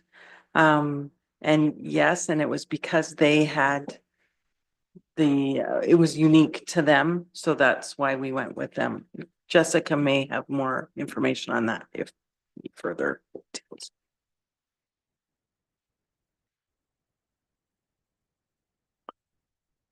Okay, any other questions or comments on CAO Everett? Thank you, Mr. Mayor. So I'll just speak to the community benefit agreement memo. As you know, council staff had identified that there would be a report coming forward in regards to the community benefits agreement with the benefit of hearing from members of the public as well as council. We thought it would be prudent to have a good discussion with council, which was identified in the memo, where we had a closed session on May the 7th. Out of that, staff is committed to be bringing a staff report to the May 26th council meeting with suggested next steps, suggested community engagement, and just making sure that we go through a process that meets the needs of the community. So I look forward to bringing that staff report on May 26th. Really wanted to get this memo out just for council and members of the public who are tracking what was originally said for when reports were coming forward. So we wanted to make sure that the public were aware that we're still actively working on this. We're listening to the members of the public, and we're wanting to bring a report on May 26th that provides very, very clear next steps and think we're in a really, really good place with making sure that the public and council completely understand this agreement, as well as making sure that staff have a very consistent understanding and direction from council before we look for council to make any decisions on the approval of an agreement. Thank you. Okay. I'm going to move on if everyone is content. Let's have the updates first from County Council, Deputy Mayor Keaveney. Thank you, Mr. Mayor. County Council met last Thursday on May the 8th. And that day, May the 8th, was the first County Council meeting with our new CAO, Randy Scherzer, in the chair. Mr. Scherzer has been with the county since 2002 when he started in the planning department. Randy became director of planning in 2010 and was promoted to deputy CAO in 2021. So he's got lots of experience, and we're all really excited to be working with Randy. And Niall Lobley has been announced as the new deputy CAO, and he'll be starting his role on May the 20th. We had a bit of fun last Thursday because it was Warden Matrasov's birthday, so council sang, and we should have a little contest sometime to see if we can sing or the county council can sing better. But in any event, we did give a rounding happy birthday to Warden Matrasov's. Dr. Ara spoke with regards to the Board of Health minutes and talked about the vigilance of health unit staff with regards to measles. There have been now 10 cases in the health unit area, and he's asking for people to check their immunization cards, and if they don't have them, to reach out to the health unit and they will look up your records.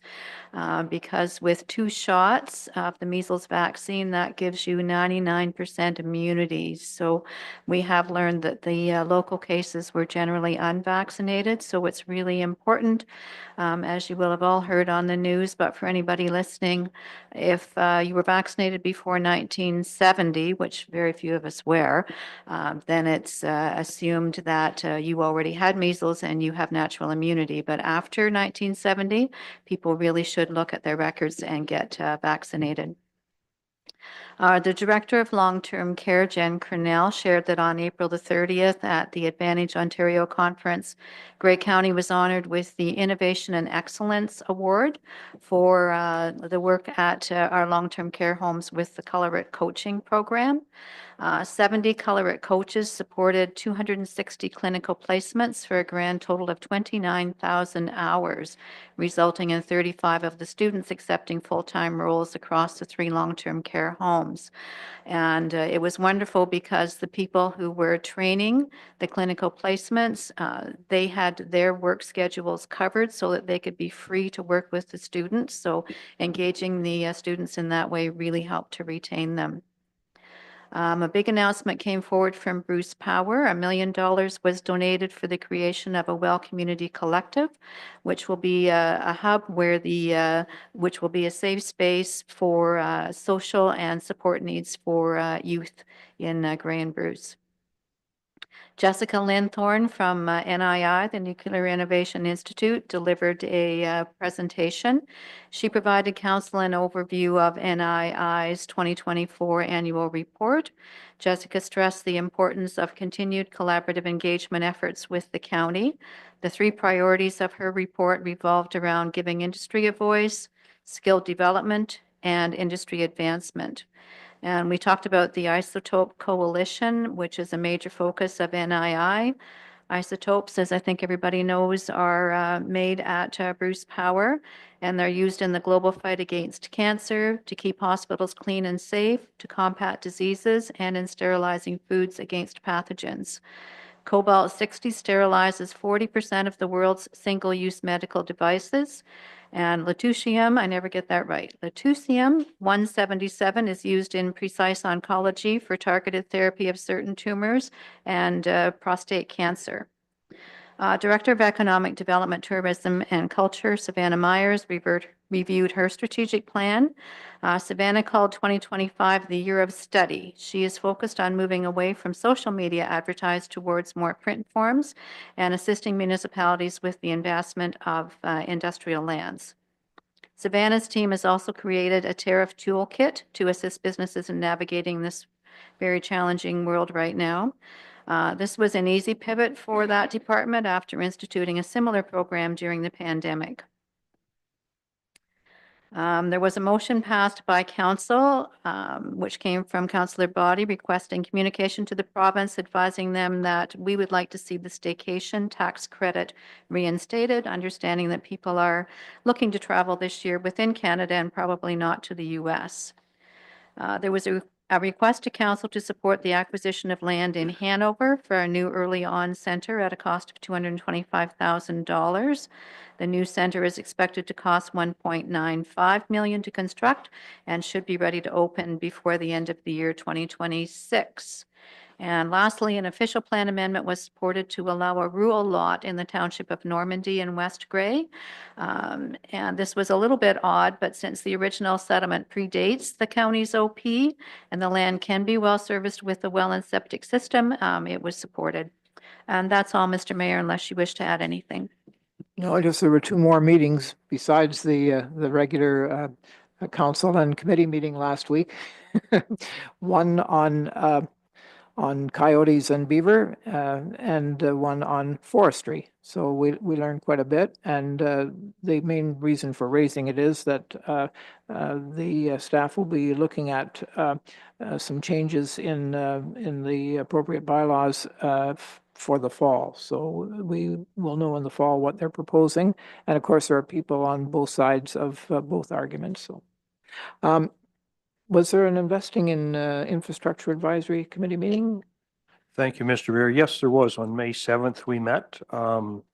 We had an in-depth conversation on the 5 bridges that were going to be worked on this year. We talked about the Grey County Road Exchange.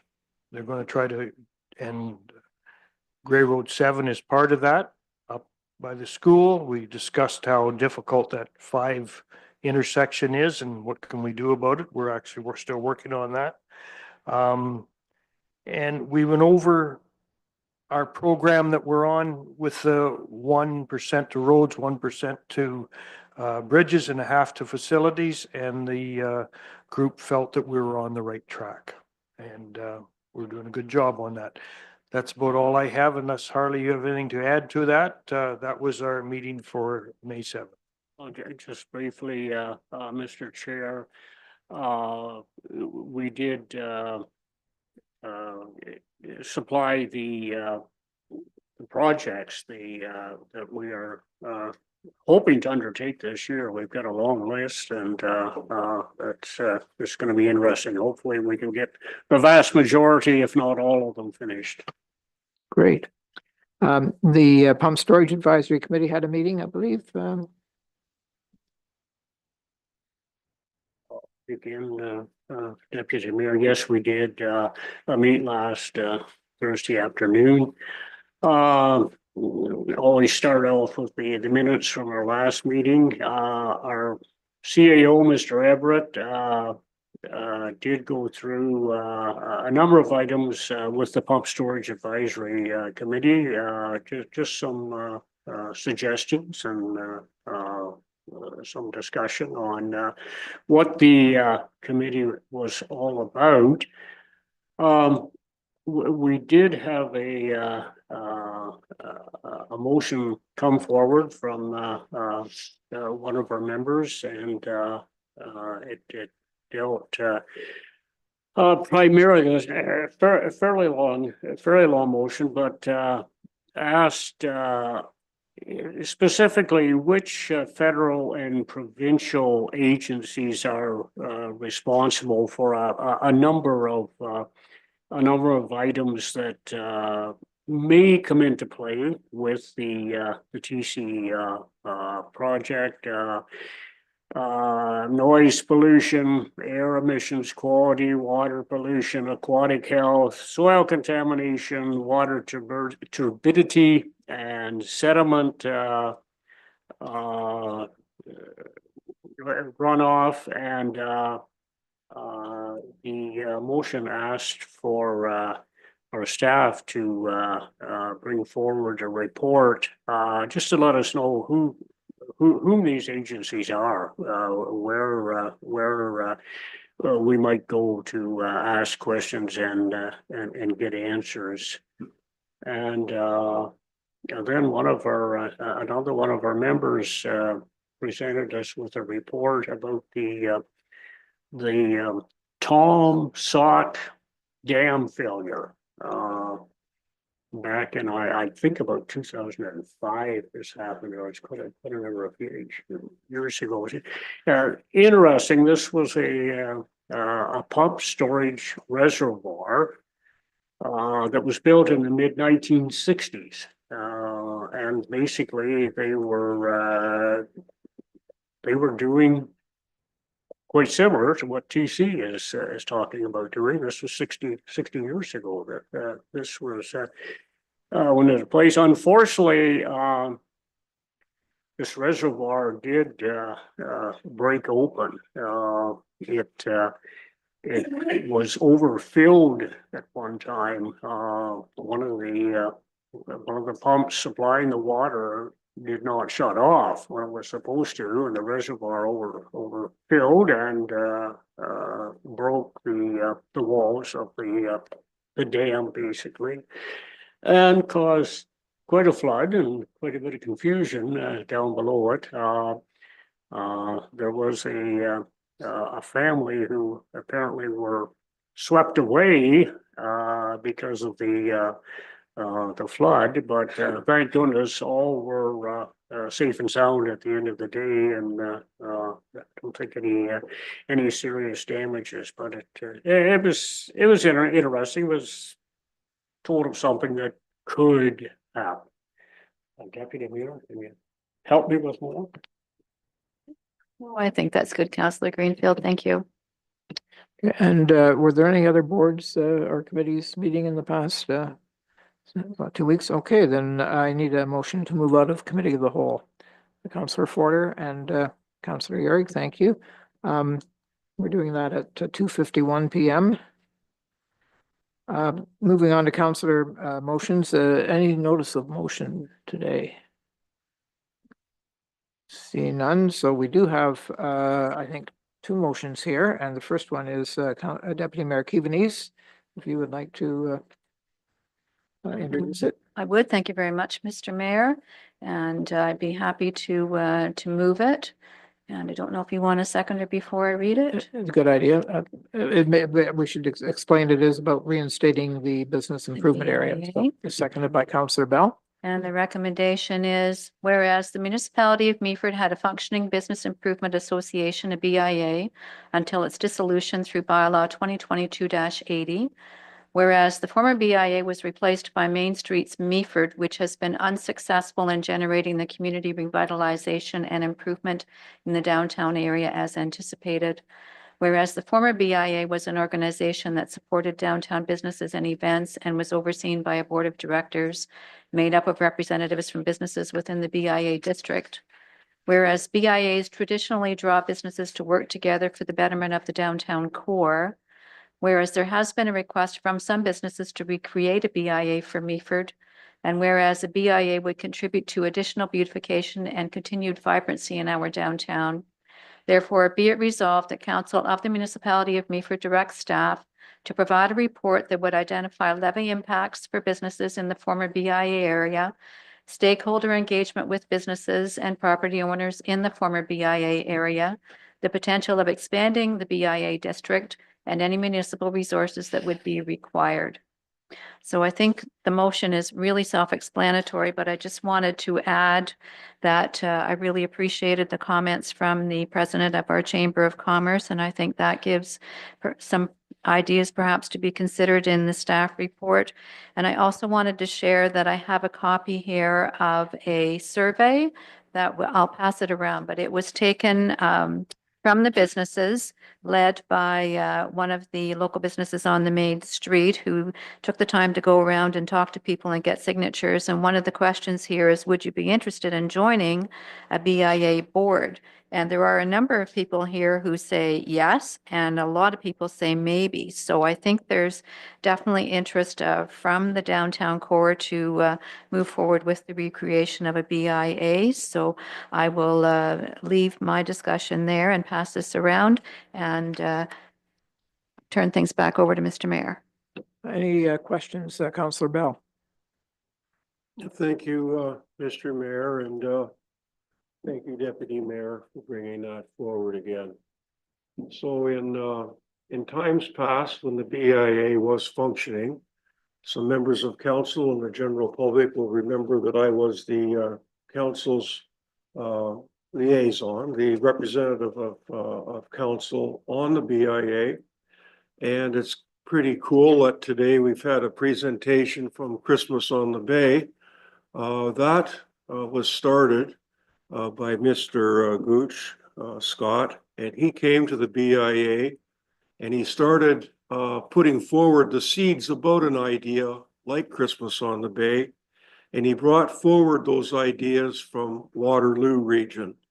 And the BIA, upon hearing Scott and the presentation that he gave, they bought into that immediately. They were always looking for a project that would do the exact things that the BIA and the downtown core and the revitalization and all those really great adjectives. The BIA was behind that.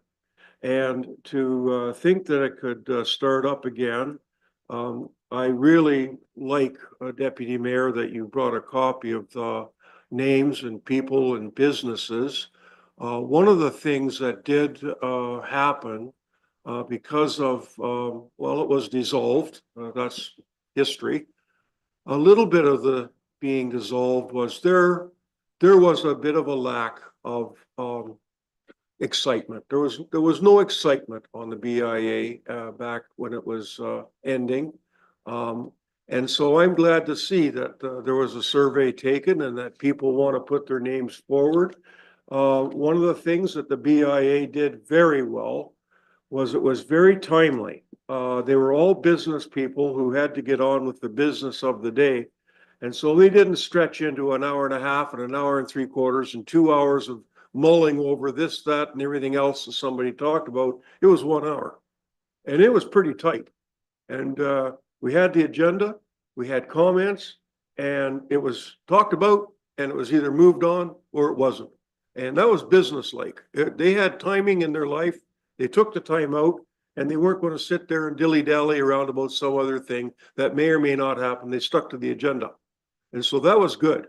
That was something that everybody appreciated. So we've had in times past here, most recently even, money that the BIA had in their account. And there have been times, I know, Deputy Mayor, you brought forward some things that I have said very often. If we need to tap into those reserves that came from the BIA, I can speak and I can tell you that those are the kinds and types of things that the BIA gleaned those monies for. So to put a point to it, Deputy Mayor, I will really support this. And I will even say this, if it comes to fruition and happening again, I'd be happy to go back and be the council representative on the BIA. That, as a matter of fact, is where this councillor got to learn what was actually happening in town. And it was a great opportunity to be asked questions and say, I don't know about that. I'll have to wait for a staff report. But it was really a great opportunity. And being in business, I offer my name again if it comes to be put back into place. Councillor Greenfield. Thanks, Your Worship. Thanks, Deputy Mayor, for bringing this forward. I think it's a great idea. We had a BIA for many years, and I can remember even before amalgamation, the role that the BIA and the chamber played in the former town of Meaford, and it'd be great if it could get reorganized. I'm really happy to see included in your notice the term, the potential of expanding the BIA district. I know that has been suggested and discussed to a degree in the past, but I don't think anything ever happened. And but I do think certainly after many years, I see our downtown area two things. First of all, it's getting filled up. And secondly, it's expanding. They need more area, need more room, and so I think the time is right right now, and I wouldn't have any idea where the new boundaries might fall in, but it's certainly worth looking into, and hopefully that will happen. Councillor Yorick. Thank you, Mr. Mayor, and thank you for bringing this forward, Deputy Mayor. Yeah, so as Tony said, when I was president of chamber, I actually attended the BIA meetings from the chamber perspective, and yeah, there was a lot of there were at times a lot of value there. I will say it was interesting looking at that survey you sent around, because a couple of comments on there were the efficiency of the past board. And I think by the time the BIA was winding down, they were having trouble literally getting quorum for meetings. So everything comes with enthusiasm. Success is bred of the participation. And right now, it seems that there is an appetite for it. And like anything, you have to strike when the iron's hot. And I think there's so much growth in Meaford, there's so much potential growth for Meaford, that if the community is willing to step up and play the role, like the volunteers do with events, then I would happily support that, because it is totally going to be incumbent upon their efforts to participate in that. And it seems like it's there. So I glad you brought it forward. Are you ready? Oh, sorry, go ahead. Yes, thank you, Mr. Mayor, and through you. Just curious to know what sort of a timeline we'll be looking at with regards to getting this report back to us. Not a rush, just curious. Thank you. Through Mr. Mayor to Councillor Forder. So there's quite a bit of work that has to be done here. And I think, even with the chamber bringing up a suggestion, sort of going through what are the pros and cons? What are the opportunities? A BIA is a formal process, which gives council the opportunity to have the BIA fall under the umbrella where the chamber is different. I think my suggestion would be the first report that would come forward is sort of the provision of the facts and just the outline that if a BIA, so there's a couple of things. One, there's the question of, do you want to reestablish? Secondly, if you were to reestablish, I think it would always be a good idea to take a look at, is that the time to potentially look at expanding the boundaries? Those are two separate pieces. I think both require a significant amount of public consultation. So the first report, my recommendation would be bring forward the facts, outline a time frame. I would say realistically, it would probably be a 2026 project. Because I think ultimately the pure benefit of a BIA, in my opinion, is especially with the number of events and how vibrant the downtown core is becoming. They develop a budget that they bring forward. And I've always seen the success in a BIA is when they start looking at longer term projects. BIAs typically fail when they just do the one-off events and just get sort of, what are we doing next year? It's the idea of looking for the longer term, whether it be a lighting project, whether it be, a market square project. So I think staff can bring forward some good information. I would say in the next 3 months, probably. Um, um, and I just say, because I know the dance card is pretty full. I do know that there are other municipalities that have brought similar reports forward to their councils that I think we can glean from, and just, it's important for the business owners and the public and council to understand all the nuances to this is a big decision. Makes it a little bit difficult as well that the former BIA was actually dissolved.